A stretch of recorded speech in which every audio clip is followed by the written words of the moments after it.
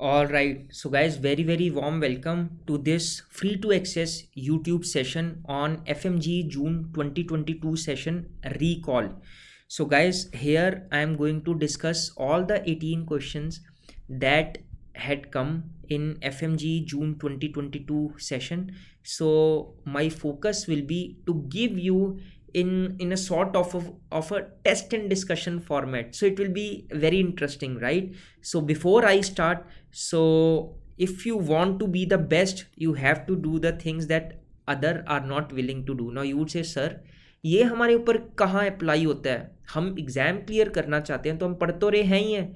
Guys, here I want to tell you, anatomy, physiology, biochemistry, path, pharma किसी को भी पसंद नहीं होती है ना.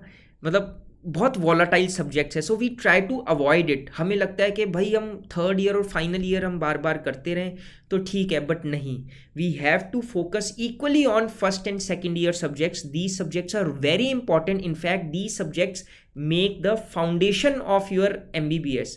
अगर ये if these subjects are removed from your MBBS curriculum, you would not be able to get your third and final year subjects because of the subconscious placement of first and second year subjects. You are going to perform well in your third and final year subjects. So my message to all of you is focus on all the subjects equally and try to rock every subject first.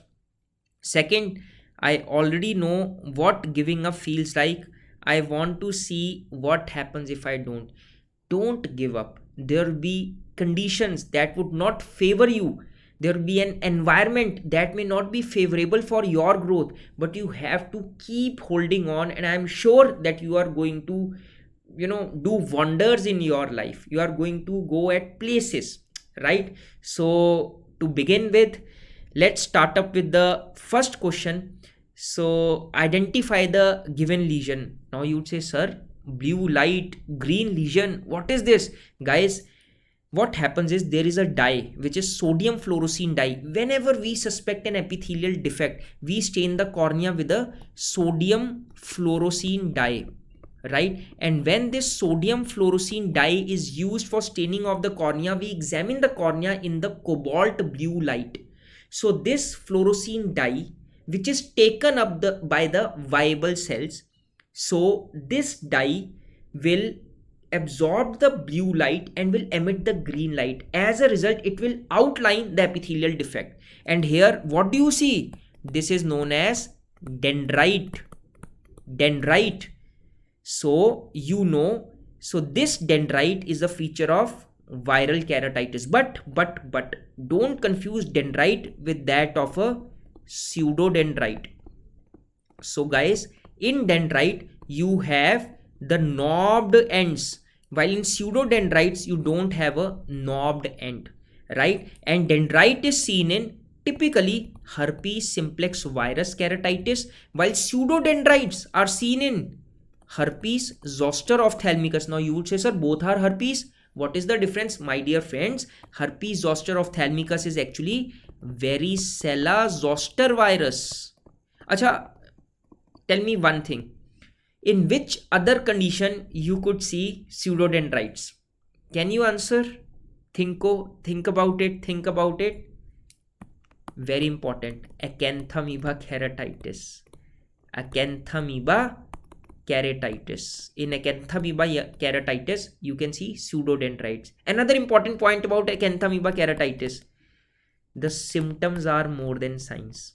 Very important. Symptoms are more than signs here. Okay. So I was telling you about herpes simplex virus keratitis and herpes zoster ophthalmicus. So we have got dendrites, we have got pseudodendrites. So any viral keratitis, one characteristic feature will be loss of blink reflex, or you can say loss of corneal sensitivity. Now if you remember, so there is trigeminal nerve, which is a sensory nerve, then there is ophthalmic division of trigeminal nerve, then from ophthalmic division of trigeminal nerve there is a nasociliary nerve, and the nasociliary nerve gives branches to the tip and side of the nose, and it will give another branch which is known as long posterior ciliary nerve to the cornea, which acts as an afferent for the blink reflex.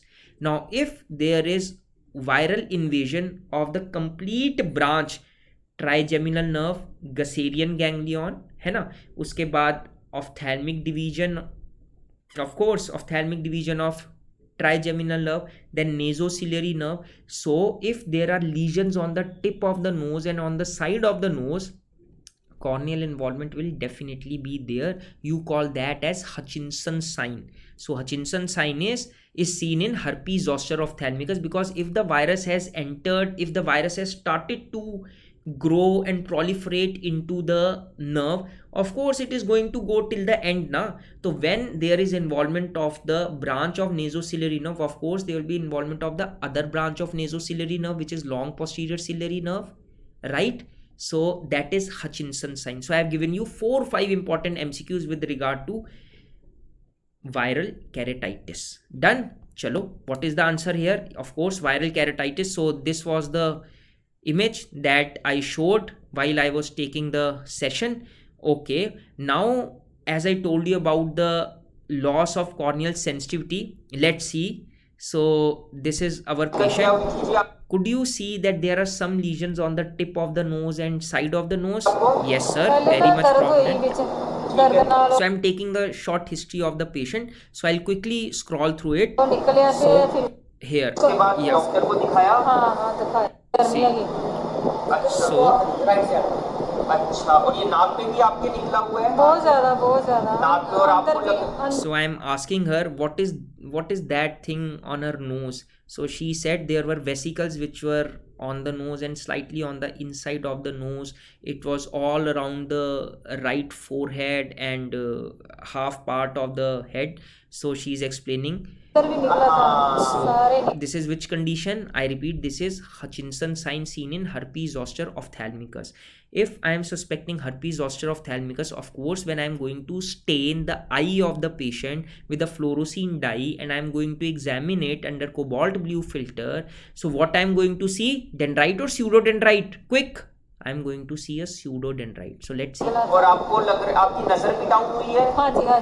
Quickly so what I am doing is I am checking for corneal blink reflex. Check out the absent blink reflex. See, she's not blinking. She's not blinking. But please don't check blink reflex by holding the upper lid like this and then doing it. Of course you are holding the lid upar na.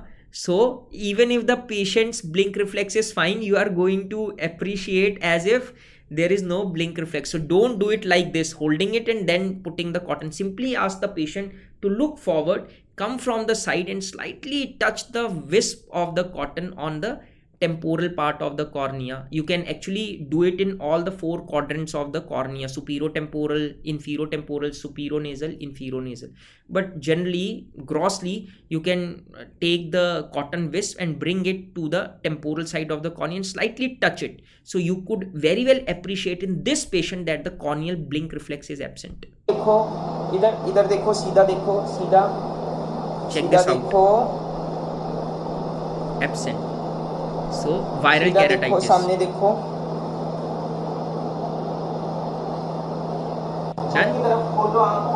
So now what I am going to do, I am going to stain her cornea with fluorescein dye. So this is Paracane, which is a topical anesthetic eye drop. So this is a fluorescein strip. So I am going to touch it. Touch it at the scleral region, inferior region. So you could see. Now slit lamp, cobalt blue filter. Now what could you see? This is a pseudodendrite. है ना? You cannot see knobbed ends ना. So this is a pseudodendrite and cobalt blue light. है ना? Done? Understood? So I have given you a few important MCQs. Chalo, next question. So Kopi nodules are seen in. Guys, what are these Kopi nodules? So there is a condition known as anterior uveitis. And in anterior uveitis, there are nodules which could be Kopi or which could be Basaka nodules. Basaka nodules, and this is mostly seen in granulomatous uveitis. Very important, granulomatous uveitis. And if I draw copy nodules, so they are present at the inner margin of the iris. And if I talk about Basaka nodules, they are present at the base of the iris. So how will you remember B for? Can you see? It's big. It's present at base of iris, but copy nodules are small. They are at pupillary margins. Pupillary margins, right? So these are the nodules that are present on the iris, and hence the answer here. So here you can see, so Basaka nodules, copy nodules. So here it is shown, these are small copy nodules, and this is big, which is Basaka nodule, right? Anterior uveitis, please understand this. Okay, done. चलो आगे चलते हैं. So one thing I want to tell all of you is, which is the most diagnostic feature of anterior uveitis? Can anyone tell me? So what will it be? Will it be flare? Will it be keratic precipitates? Will it be hypopyon? Will it be iris nodules or something else? You would say, sir, आप कितने शातिर हो, जो answer है वो तो आपने बोला नहीं, हमने आपको पकड़ लिया. यस, मैंने आंसर नहीं बोला. The most diagnostic sign of anterior uveitis is cells in the anterior chamber. Now how you are going to appreciate the cells in the anterior chamber? You are going to throw a slit beam from one side, and in the dark region, so as you can see, so this is a slit beam, so this is the posterior surface of the cornea, this is the anterior surface of the cornea, and in between the posterior surface of the cornea and the iris, so this is iris, so this is what? This is anterior chamber. You are going to see the cells in the anterior chamber. So how you are going to see the cells? Try to appreciate the cells here. I am going to play a video. You may not see these cells too frequently, so you have to pay attention, right? Check this out. Check out the small white dots that you would see in the anterior chamber. Could you appreciate? Now see, could you appreciate? Small cells. Now see, I am able to see this. Are you able to see this? Check this out. Can you see these white dots? Can you see these white dots? Check these out. These white dots. You would see that these white cells, they are moving from inferior to superior. So these are cells in the anterior chamber, which is the diagnostic sign of anterior uveitis. If cells is not there, if cells option is not there, you can mark proteins in the anterior chamber, right?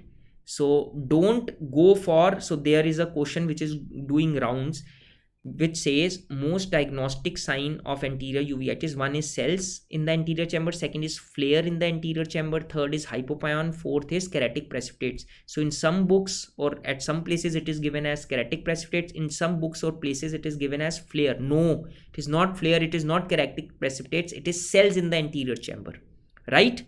चलो आगे चलते हैं. So identify the image. So guys, can you see the dissymmetry? So this is one orbit and this should be second orbit, but could you see this? What is this part? This is actually herniation of intra-orbital soft tissue. This is herniation of intra-orbital soft tissue. And why there will be herniation of intra-orbital soft tissue? In cases of blunt trauma, the inferior wall of the orbit would give way. When the inferior wall of the orbit would give way, so there will be herniation of the soft tissue, and as a result you will see a typical sign. This is known as tear drop sign seen on blunt trauma eye, leading to fracture of orbital floor or fracture of inferior wall. Is it understandable? Very important part, right? चलो आगे चलते हैं. So answer is orbital floor fracture. So this was the image that was shown to all of you guys. So another important point I want to tell you here is, what is the volume of orbit? Quick MCQs. This is 30 cc. What is the volume of eyeball? It is 6 cc. And please understand, the orbits are not facing forward. The eyeball is facing forward, but orbit is not facing forward. The orbits are divergent. So this is my medial wall and this is my lateral wall. My medial wall and lateral wall is not like this of right eye.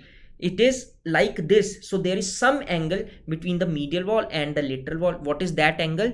That angle is this, and it is 45 degree. This is medial wall, this is lateral wall. So it is like this.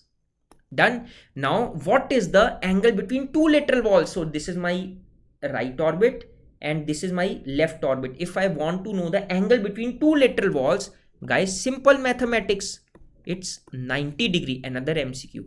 Now what is the shape of the orbit? Now you could see this is like this now. So this is apex and this is base. So it looks like a pyramid. So shape of the orbit is pyramidal with base anterior and the apex posterior. Very simple. Okay, understood. So the shape of the orbit is pyramidal and it has got four walls: superior wall, lateral wall, inferior wall, medial wall. Please don't forget to go through the bones which are forming the four walls. You should remember this. I always stress upon this in the class. Okay, so shape of the orbit, volume of the orbit, volume of eyeball. Acha, volume of eyeball is 6 cc. Do you know that vitreous humor forms 4 cc out of this 6 cc? Very important. So vitreous humor forms 4 cc. Okay, chalo, I have given you a few questions. Next is, a 60-year-old man is being treated with anti-glaucoma drug and his bronchial asthma got worsened. What could be the probable cause? So guys, you tell me, हमारे अंदर कितने heart होते हैं? 1, 2, 3, 4. अब बोलोगे sir कई लोगों के तो 2, 2, 3, 3 होते हैं, बट उन्होंने ना बांटे होते हैं, ऐसा है ना. So we have got one heart, anatomically one heart, and hence B1, beta 1 receptors. We have got 2 lungs and hence B2, beta 2 receptors. So that means beta 1 is associated with heart and beta 2 is associated with lungs. Now we are talking of a drug that is contraindicated in bronchial asthma. So that means any drug that cause B2 blockade will precipitate bronchial asthma, because this B2 receptors are present on bronchi, and stimulation of these B2 receptors will cause bronchodilation. But if you will block these B2 receptors, so they will not lead to dilatation. But if the patient is asthmatic and you are giving B2 blocker, so it will lead to non-dilatation of the bronchus and it will precipitate the attack of asthma. So out of which is the drug that could lead to beta 2 blocker? Sir, beta blocker. Yes, the only beta blocker in the option is timolol, and it is non-selective beta blocker, which is it blocks both beta 1 and beta 2 receptors. Hence, it is contraindicated in asthma. But there is another drug which is selective. So we have got selective is beta 1 blocker. So that is not contraindicated in asthma, and the name of that drug is betaxolol. ठीक है? Okay, and what about brimonidine? Brimonidine is, I am writing it here, alpha 2 agonist. What about brinzolamide? It is carbonic anhydrase inhibitor. What is about latanoprost? It is PGF2 alpha analogs, prostaglandin analogs. Please remember, latanoprost is drug of choice in primary open angle glaucoma, in normotensive glaucoma, even it is given in primary angle closure glaucoma. Now, if the question asks, examiner asks, which was the drug of choice in primary angle closure glaucoma previously? So it was pilocarpine.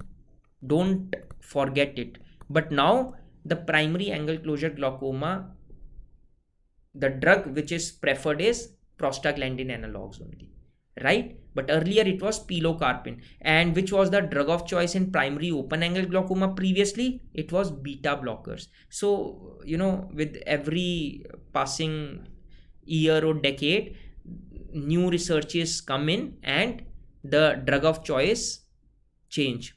Done? Okay, now fine. So the answer we already know, it is timolol. So this is what I have explained. All right, next question. A lady presents with grade 2 pterygium. What would be the best treatment in this case? Guys, first of all, please remember that pterygium treatment is medical or surgical or both. Guys, it is only surgical. There is no medical treatment in pterygium. So surgical is you simply excise the pterygium. You simply excise it. So one technique is bare sclera technique. You simply excise it, that's it, and leave the sclera as such. But the recurrence rate is up to 90% in bare sclera technique. So what you can do, so what was done is you take the conjunctival autograft from superotemporal region and put it on this bare sclera on the nasal side. Now you would say, sir, why nasal side? Pterygium is on the nasal side or temporal side? My dear friends, pterygium is more common on the nasal side. It is more common on the nasal side. And what is pterygium? It is actually elastotic degeneration of conjunctiva. Elastotic degeneration of conjunctiva. And why it is on the nasal side? Guys, the most common etiology of pterygium is ultraviolet rays. So when the person is working hard in broad day sunlight, so the sun rays are going to fall on the bridge of the nose, and on falling on the bridge of the nose, they are going to get deflected at the 90-degree. When they are going to get deflected at 90-degree, they are going to fall maximally on the nasal conjunctiva, and as a result the nasal conjunctiva will go into elastotic degeneration, not the temporal conjunctiva. That is why it is most commonly on nasal side. Why it is most commonly on nasal side? Because its major or main etiology is UV rays. Main etiology is UV rays, and UV rays fall maximally on the nasal side. Done. And this bare sclera technique, so you excise the pterygium and you take the conjunctival autograft from the superotemporal region of the same eye and place it at the bare sclera. So you call that perfect surgery. Of course, that surgery is perfect because the recurrence rate is even less than 0.01%. So it is almost next to none. So these are few points. Another important point I want to give you in regards to pterygium is that pterygium extends upon the cornea. It will come upon the cornea and it will impinge up to anterior stroma. It has the ability to impinge up to anterior stroma of the cornea. Okay? So that is why it is very important to excise it. What if it is not excised on time and it comes to lie upon the pupillary axis or visual axis? Of course, the patient will develop difficulty in vision. Even after excision, there will be some remnant scarring which will be left. And if there is some remnant scarring which is in the pupillary axis or central cornea, of course, it will make the patient very, very irritated because the patient will not be able to see clearly. So it is very important to excise the conjunctiva on time once it is impinging upon the cornea. Done? Okay. So this is the surgical video that I had shown, and perfect surgery, it is pterygium extended resection followed by extended conjunctival transplant. Perfect surgery. So perfect surgery has a meaning. It is not like if the recurrence rate is less, so I said perfect surgery. So it actually has a full form. Okay, great. Now moving on to the next question. A child with poor socioeconomic background presents with white foamy spots in both the eyes. What could be the reason? Guys, white foamy spots, clear cut answer, vitamin A deficiency seen in conjunctival xerosis. So vitamin A deficiency, conjunctival xerosis. Please understand these foamy spots, these are bilateral mostly, and they are on the temporal conjunctiva. They are on the temporal conjunctiva. Now this was the case that I had shown in the class, and yeah, the answer is clear cut, which is conjunctival xerosis. Bitot spots we are talking of here. Okay, chalo next. A patient presents with symptoms of floaters, flashes of light, and then a curtain like shadow in front of the eye. What could be the probable diagnosis? Guys, clear cut. Flashes of light. What do you understand by flashes of light? You know what is retinal detachment. It is the separation of neurosensory layer and retinal pigment epithelium. Now if we count the layers from vitreous side, from inside, that is inner limiting membrane, the nerve fiber layer and so on, then the 9 layers, you call it as inner 9 layers, they are collectively known as neurosensory layer. Outer 10th layer, which is retinal pigment epithelium. So if there is separation between neurosensory layer and retinal pigment epithelium, so you call it as retinal detachment. And what happens, you know that there is some resting membrane potential of rods and cones. When there is retinal detachment, there will be sudden depolarization of the rods and cones. As a result, there will be discharges and it will be felt like flashes of light by the patient. Number one.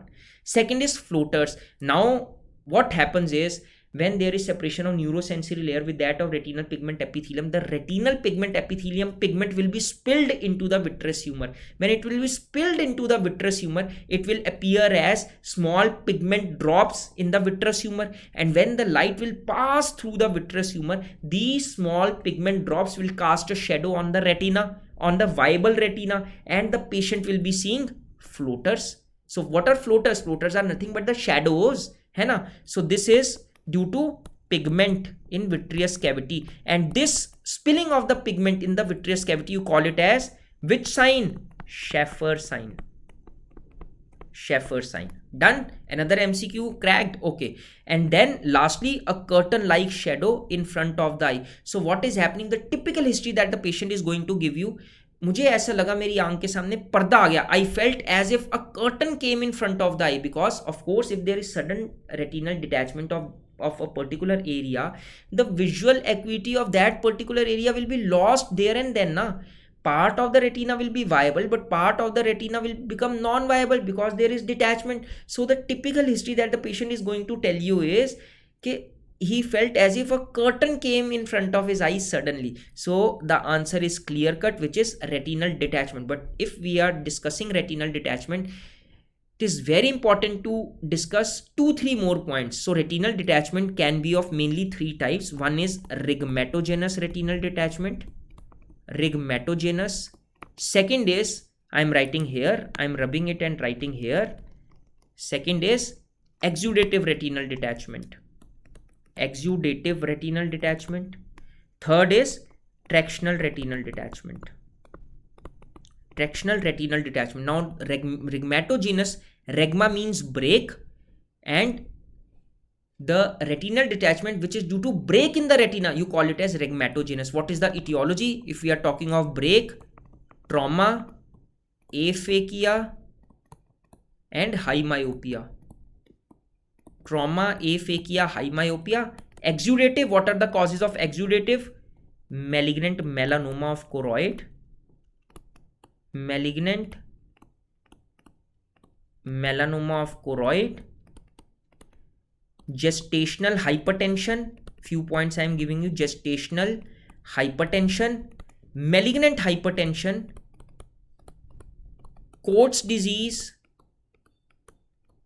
then VKH syndrome, and then CSR. CSR is central serous retinopathy. Important points regarding exudative retinal detachment. And if we talk about tractional retinal detachment, are bhai, any cause that leads to neovascularization of the retina. So most common is diabetic mellitus, CRVO, sickle cell anemia, ocular ischemic disease, retinopathy of prematurity. So these are the causes of tractional retinal detachment. Just few points, hai na? Okay. And one last thing, rhigmatogenous retinal detachment, most commonly it is a horseshoe shaped tear. Horseshoe shaped tear, and it is commonly present as superotemporal aspect of retina. So it will be on the superotemporal side, and horseshoe shaped tear. Horseshoe shape mane like this. Is it understandable? Chalo, the answer was retinal detachment. We have already discussed. Okay. A child is being considered for IOL implantation. What should be kept in mind in such a case while choosing IOL power? Now guys, please remember that the axial length of eye at birth is approximately 16 mm, and adult axial length is 24 mm. Now if the child has got cataract and you are planning for cataract surgery with PCIOL implantation, of course you will go for which technique? Biometry. Biometry has got two components. One is A scan, by which you measure axial length. Another is keratometry.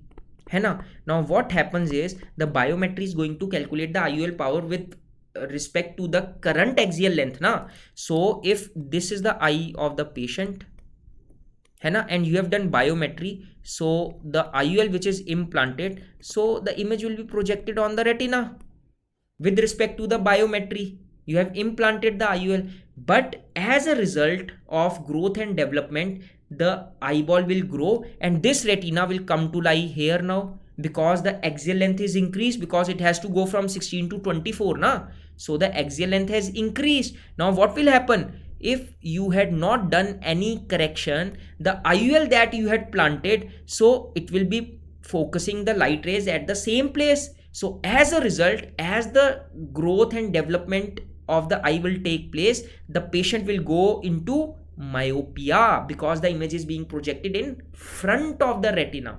Understood? So what can you do to prevent this phenomenon? So you can go for correction. Now you'd say, sir, what is correction? Simple. If the age of the child is 0 to 2 years, you go for 20% correction, and age of the child is 2 to 10 years, you go for 10% correction. That means if by biometry the IOL power had come out to be plus 20 diopter and age of the child is say 1 year, you will go for 20% correction. You will deduct what? You will deduct 20% of the IOL power. So you will implant the IOL of the power plus 16 diopter. And here if you are planning for 20D via biometry and age of the child is say 5 years, 6 years, 7 years, so you are going to implant plus 18 diopter of the IOL. So this is the correction that you have done, so that after some time when the eyeball will grow, so the focus of the light rays will be on the retina. Right? So this is what you can do. You can apply correction up to the age of 10 years. After 10 years, no need to apply correction. You just implant the power of the IOL that you have attained via biometry. Done? चलो आगे चलते हैं. अब A scan is axial length. What is keratometry? It is measuring of the curvature of cornea. Curvature of cornea. So it measures the horizontal and vertical curvature of cornea, and it takes the average of horizontal and vertical curvature. And which formula is used? Which formula is used? Remember something. So the formula which is used is SRK formula. The SRK formula is used to calculate the IOL power. But if the length of the eyeball is more than average, than usual, so you can use SRK T formula for long axial lens. But if the axial length is smaller than usual, then you can use Hoffer Q formula. So this was your previous AIMS question, right? Okay, so let's move forward. So again, you know the answer. Myopic, this is what I have explained. Okay, a 3-year-old boy presents with itching and red eyes, which is more in summer. There is also ropey discharge from the eyes. What is the possible diagnosis? So we have to find the keywords. Boy is there, itching red eyes, more in summer, and a 3-year-old, and there is ropey discharge, typically depicting a condition which is allergic conjunctivitis, and that allergic conjunctivitis is VKC, which is vernal keratoconjunctivitis. But this vernal keratoconjunctivitis is more in summers, but the name of this vernal keratoconjunctivitis is spring catarrh. You would say, sir, spring catarrh? You just said that it is more in summer, so it should be summer catarrh. No, yes, it should be summer catarrh, but unfortunately this word is a misnomer. So this is a spring catarrh. So there is a ropey discharge. You call it as Maxwell-Lyon sign. So there is this discharge, very stingy ropey discharge, which consists of eosinophils.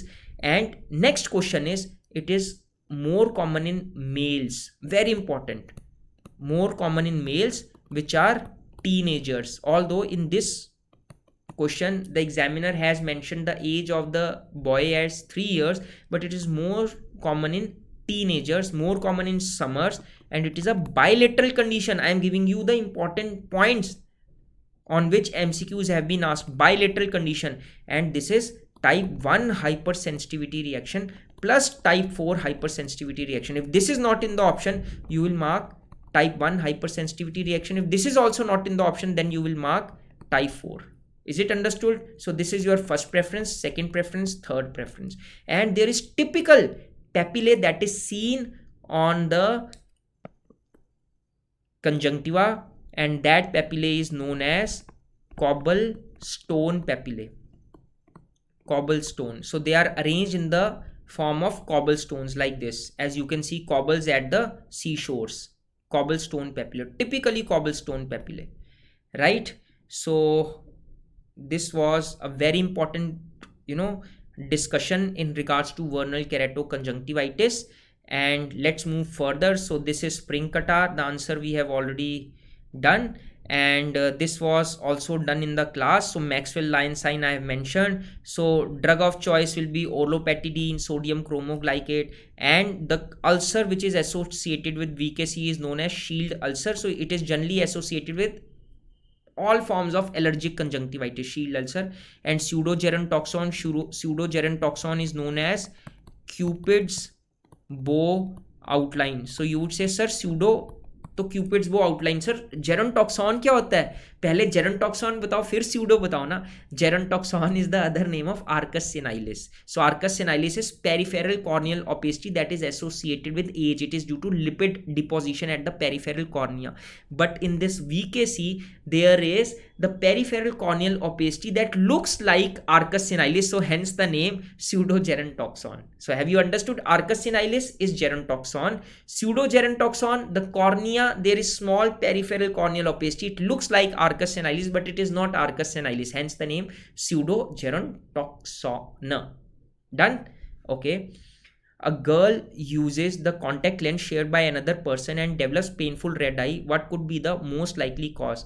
Guys, one important point I want to tell you here is anyone using contact lenses and is having infection, the most common organism will be Pseudomonas. But if the examiner wants to know which is the most common infection associated with contact lens users who have a history of swimming in pond water, or who have washed their contact lenses with tap water, then it changes everything instantly. Then the answer will become acanthamoeba keratitis. If we are talking of contact lens users who have a history of swimming in pond water and washing the contact lenses with tap water, that is why we said never wash your contact lenses with tap water. You can get acanthamoeba keratitis and it is very painful. That is why we say that acanthamoeba keratitis, the symptoms are more than signs. Normally we read na in fungal keratitis signs are more than symptoms. Here symptoms are more than signs, and I have already told you there is presence of pseudodendrite and there is a typical ring ulcer on the cornea. And another important thing, why there is so much of symptoms. If we are talking of symptoms, of course we are talking of pain na, because we are talking of keratitis. So symptoms will be more because of radial perineuritis. So there is perineuritis of the corneal subepithelial nerves. So that leads to intense pain. Although the corneal ulcer looks pretty decent, मतलब देख के ऐसा लगता है कि इतनी ज़्यादा condition खराब नहीं होगी. That is why we say that symptoms are more than signs. And the drug of choice that we generally give is PHMB, polyhexamethyl biguanide. So these are few 2, 3, 4 points about acanthamoeba keratitis.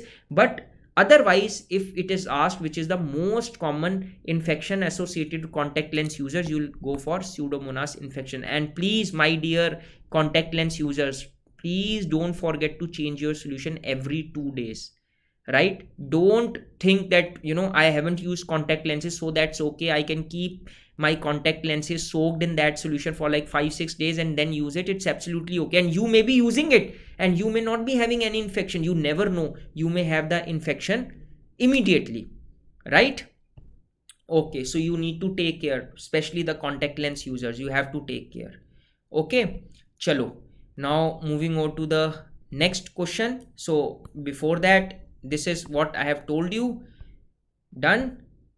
चलो आगे. हाँ, या the following image shows the findings of a patient when retinoscopy done at a distance of 1 meter and under homatropine. Right now we know that a correction has to be made. If we are doing it from 1 meter, a correction of -1 is to be done, and if we are doing it from via homatropine, then minus 0.5 correction is to be done. So net correction which is to be done is minus 1.5. Right now the value that we got at x-axis was plus 3.5 and the value that we got at y-axis was plus 2.5, right? But the corrections we have to apply. Since we have to apply corrections now before prescribing spectacles, so plus 3.50 minus 1.5 because we have to apply correction, and plus 2.50 minus 1.50, so it will become plus 1.00 and it will become plus 2.00, right? And we are smart enough, what we can do is we can prescribe plus 1.00 spherical. So that means that spherical component will cover both at x-axis and y-axis. So y-axis is gone and x-axis plus 1 diopter has been compensated by this sphere. Now we are left with plus 1.00 diopter extra. So net will be plus 1.00 diopter, and here will be 0 because we have prescribed plus 1.00 diopter spherical. Now we have to give a correction specifically at x-axis. So we will give plus 1.00 diopter sphere plus 1.00 diopter cylindrical. At which axis? We want the power at x-axis, na? So because we want the power at x-axis, we will keep the cylinder at 90 degree because the cylinder will always act at the opposite axis. Why? Because if we are going to place the cylinder at 90 degree like this, the curvature of the cylinder is like this. So hence this is which axis? This is x-axis. So the cylinder will act, the erect cylinder will act at x-axis, and the lying cylinder or horizontal cylinder will act as at y-axis. Is it understandable? So the answer here would be plus 1 diopter sphere and plus 1 diopter cylinder at 90 degrees. So hence the answer is this. I hope you have understood this. So the answer is this. Let's take another example just for revision purposes. So on atropine, so I have changed it from homatropine to atropine, and at 1 meter atropine the correction done is 1 diopter. 1 meter is again 1 diopter. So net correction which is to be done is minus 2 diopter, and here it is minus 2.5, here it is minus 4.5. But guys, please understand, we will take care of the minus sign and the plus sign, right? So here what will be the effective value? Minus 2.5 will become minus 2. Here minus 4.5 will become minus 2 because minus 2 is the correction, na? So minus 2.5 will become minus 4.5 and minus 4.5 will become minus 6.5. As a result, we are smart enough, we'll give minus 4.5 diopter sphere. So that would make this y-axis 0 and would leave the remnant number at x-axis as minus 2.00. So we can give minus 4.5 diopter sphere and minus 2.00 diopter cylinder at 90 degree. So that was the point I was trying to make. Is it understandable? Okay, so I hope you have understood the concepts in retinoscopy. Okay, and if I do it from a distance of 66 centimeter, so I have decreased the distance, so the correction will become 1.5 diopter. So the nearer to the patient I am, the more correction I'll have to do. right? So sometimes it is mentioned instead of 1 meter, it is mentioned 2 by 3 meters, which is 66 centimeter, or directly it is mentioned 66 centimeter. Then the correction that you are going to do will be 1.5 for distance, and if it is homatropine, so 1.5 plus 5 it will become -2 diopter, and if it is atropine it will become -2.5 diopter. Is it understandable? Any doubts, you can message me, you can ping me on Instagram, Facebook Messenger, Telegram. I'll be there to help you there and then. Don't worry about it. Okay? Chalo. Next चलते हैं. An elderly man who is one-eyed got punched in his only seeing eye. He presents with painful decrease in vision. What could be the diagnosis? So if we start eliminating the options one by one, so conjunctival hemorrhage, subconj hemorrhage cannot lead to painful decrease in vision, number one, so it is removed. Sympathetic ophthalmitis is entirely a different entity. It is bilateral, granulomatous, non-suppurative panuveitis. Okay, now the answer could be either optic neuritis or retrobulbar neuritis. Now optic neuritis can present as painful, it can even present as painless, but retrobulbar neuritis, it will present as painful on ocular movements. Now you say, sir, why painful on ocular movements?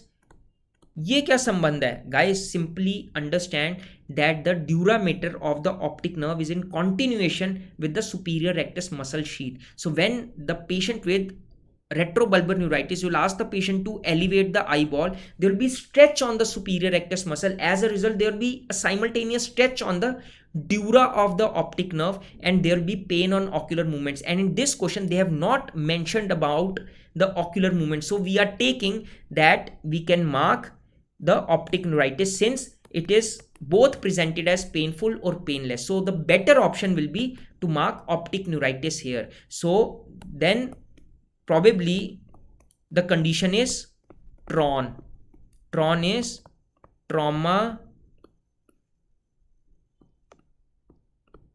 traumatic optic neuritis, leading to traumatic optic neuropathy.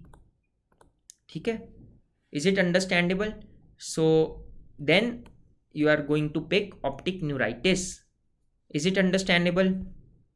So hence the answer here. So this is what I have explained about retrobulbar neuritis. Done? Okay. A child is brought by parents with white pupillary reflex. On examination, a cauliflower-like mass with calcification is seen growing from retina. What is the most likely diagnosis? Guys, simple, typical presentation. Pupillary reflex माने leukocoria. We'll go step by step. What are the DDs of leukocoria? Retinoblastoma, PHPV, Coats disease, congenital cataract, toxocariasis, retinopathy of prematurity, endophthalmitis, coloboma. These are differential diagnoses of leukocoria. But out of these, retinoblastoma presents with calcification. Very important. So pupillary reflex, leukocoria, cauliflower-like mass with the calcification. So the answer is retinoblastoma. Now I want to give you a few points about retinoblastoma.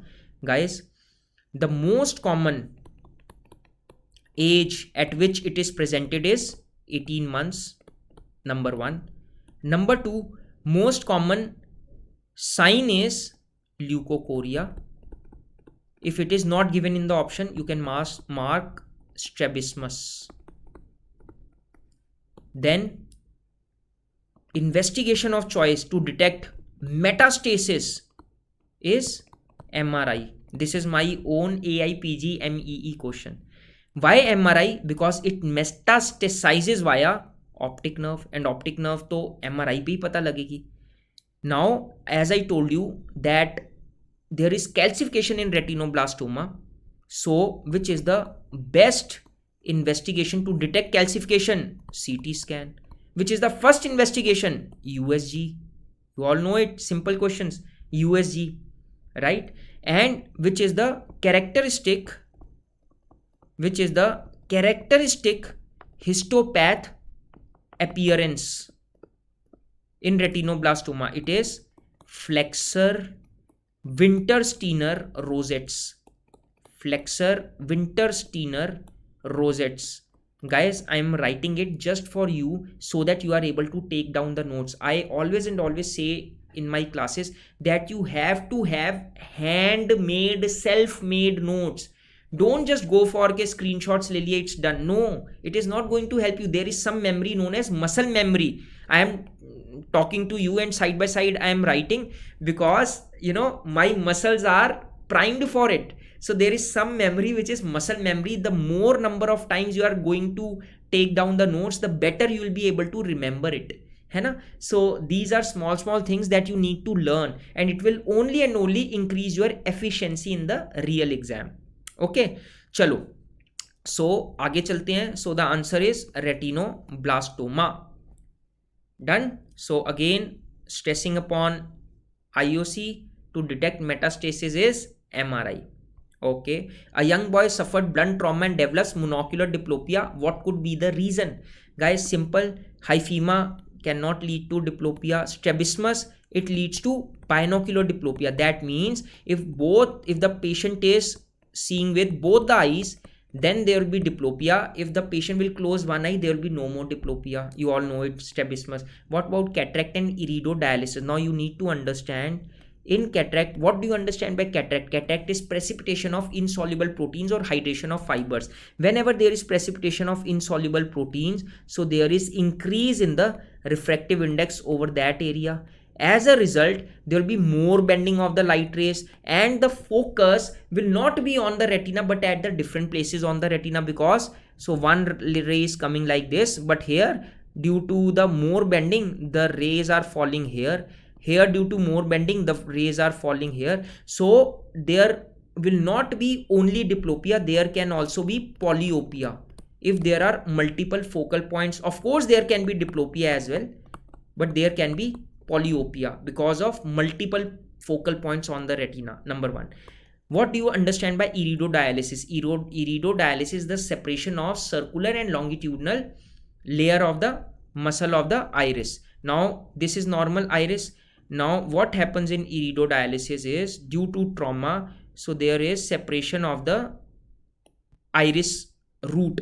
So this is the iris root. So one pupil is this through which the light is passing and falling on the retina. Another pupil is this through which the light is passing and falling on the retina. So virtually there are two pupil, है ना? Because due to tearing up of the base of the iris, now there is one space through which the light can pass. So hence the patient will present as diplopia. But history says a young boy suffered blunt trauma and develops monocular diplopia. Now you can say, sir, why not cataract? Why only iridodialysis? Guys, for cataract it will take some time for the development of cataract, but the history says a young boy suffered blunt trauma and develops monocular diplopia. So if you'll read the history in one go, you will understand what the examiner wants to know. Examiner is saying that trauma happened and the patient presented with diplopia. That quickly cataract will not develop. It will take at least some time, maybe 6 or 7 weeks, maybe 4-5 months. It may take maybe 10-12 months or maybe 3-4 years for the development of the cataract. But it will not be sudden. On reading the sentence, it appears as if the trauma happened and the patient presented with diplopia. Okay, so the best option here is iridodialysis. Done. Chalo, आगे चलते हैं. So yes, this is what we have discussed. Now next is a patient suffers trauma with vegetative matter and presents with ulcer and hypopyon and satellite lesions.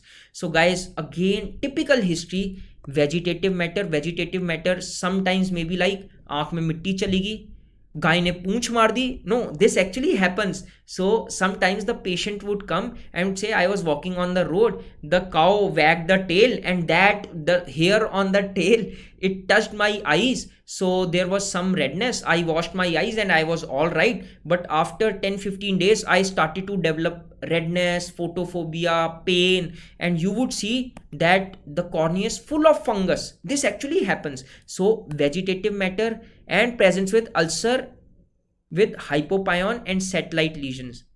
Typical history, it is fungal keratitis. Now few points about fungal keratitis. Guys, do you know that in fungal corneal ulcer, the ulcer is dry looking with fluffy margins?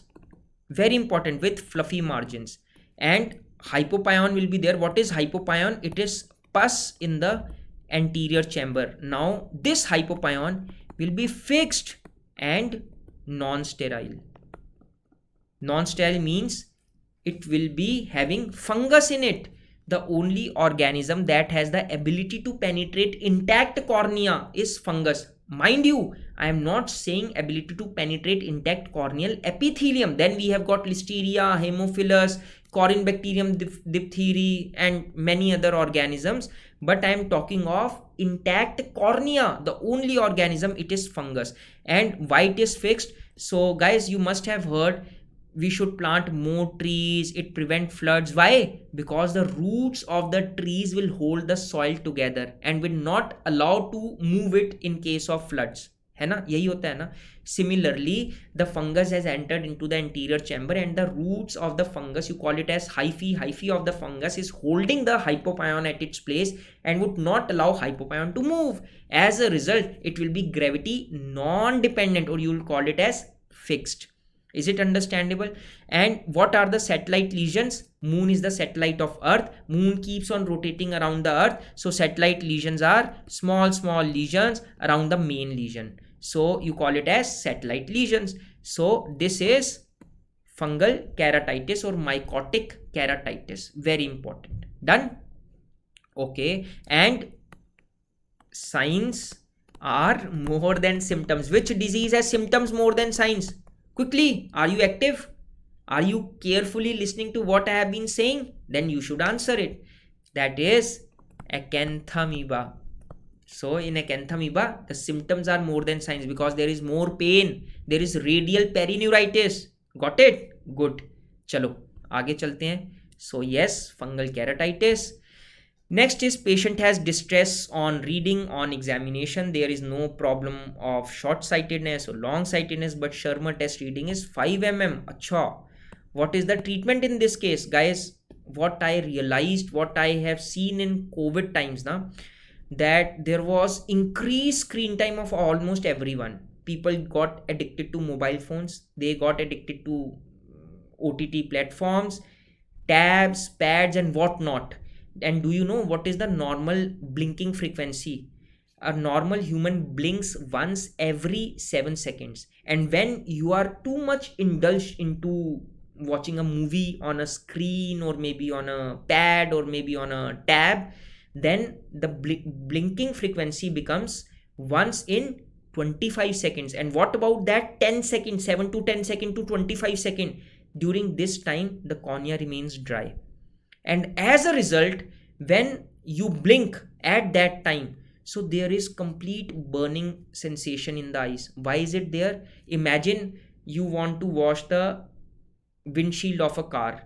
So you pull the arm forward. So there will be first shower, then the wipers will move, right? The wipers will move and as a result, the screen will be washed. Imagine there is no shower, just the dust getting collected on the windscreen. And when you will pull the arm forward and the wipers will move without shower, so what is going to happen? It is going to rub upon the windscreen and as a result it may even lead to development of small microscopic scratches on the screen. This happens now. Similar is with our eyes. If the patient is having dry eyes and the lids are blinking, है ना, and lids act as wipers, as a result the patient can develop micro scratches on the cornea and that could lead to pain, discomfort, photophobia and very much difficulty and a burning sensation. So this, in that case, what you are going to do? You are going to put a shower on the cornea, like you put shower on the windscreen. So that shower is actually lubricants. And also Shermer test reading is 5 mm, which tells you that it is a severe dry eye, right? So the treatment in this case will be lubricants. I hope you have understood this. Okay great. चलो आगे. Next is patient presents with hard painless nodule growing externally away from lid margin. What is the most likely cause? So growing away from the lid margin, the answer is chalazion. Chalazion is lipogranulomatous inflammation of which gland? जल्दी बताओ जल्दी. तुम लोग बता नहीं रहे, लगता है टाइम पास कर रहे हो. ऐसे नहीं चलेगा. लाइपोग्रेनुलोमेटस inflammation of meibomian gland. Meibomian gland. But why this inflammation is happening? Because of blockade of the duct. Blockade of duct of Meibomian gland. Right? Now what is external hordeolum? External hordeolum is tie. It is more commonly seen at hair follicles. If hair follicle is not in the option, then you are going to mark gland of Zeiss. Done. What is internal hordeolum? It is infection of, don't confuse internal hordeolum with chalazion. This is infection of Meibomian gland. ठीक है जी. So one is infection, one is blockade of the duct of Meibomian gland. Done. Another important point I want to tell you here is what is the treatment of chalazion? It is I and D. You incise and drain. Now the next question is how do you incise? If you are removing chalazion from the inner side by everting the upper eyelid, you will give vertical incision. Vertical incision if you are incising it from inside. Now if you are giving an incision from outside, you want to drain the chalazion from outside, you will give a horizontal incision. So outside means superficial part of the eyelid, so you will give horizontal incision. Now you would say, sir, why is it so? Because if you will not give a vertical incision while incising and draining the chalazion, if you are going to give horizontal incision, you may cut the around lying Meibomian gland ducts, and nobody would want that to happen. So you give a vertical incision while giving IND by everting the eyelid. Done. Okay, so these were few points about chalazion, and it is a painless swelling, and this is how it is done. See, I have everted it with the help of chalazion clamp, and this is chalazion scoop. So you scoop out the lipogranulomatous inflammatory substance. So the answer is simple, chalazion. So this was the surgery that I had shown during the class. Okay.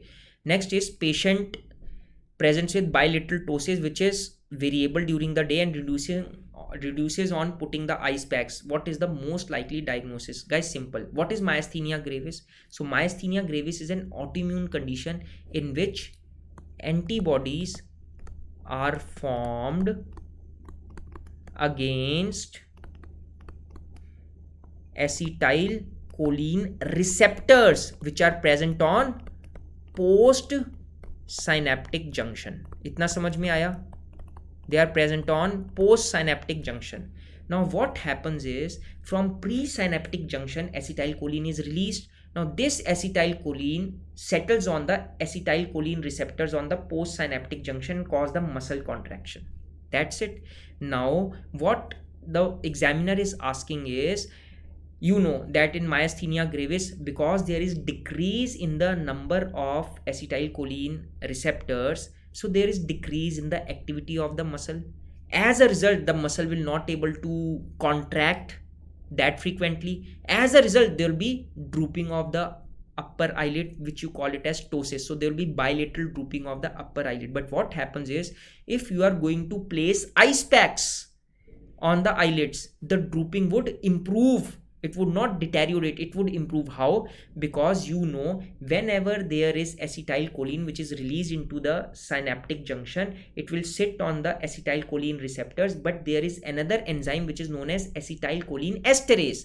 Now this acetylcholine esterase, this degrades the acetylcholine, है ना?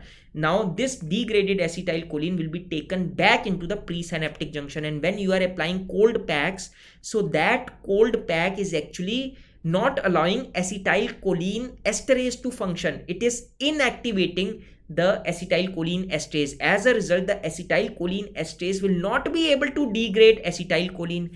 As a result, the acetylcholine will be able to stay into the synaptic junction for the longer duration of time. As a result, it will prolong its action. As a result, the condition of drooping of the eyelids will improve.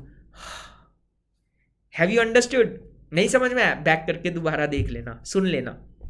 So the answer is clear cut, which is myasthenia gravis. In short, putting the ice packs will inactivate the acetylcholine esterase enzyme that would not be able to degrade the acetylcholine, and as a result it will prolong the action of acetylcholine, which is contraction. So there will be reduction of the ptosis in myasthenia gravis on putting the ice packs.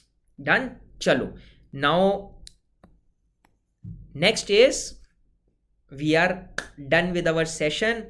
So while signing out, I'm going to give you two quotes. One is, nothing is particularly hard if you break it down into small jobs. So baby steps every day will make you go to the places that you never had imagined. Trust me on that.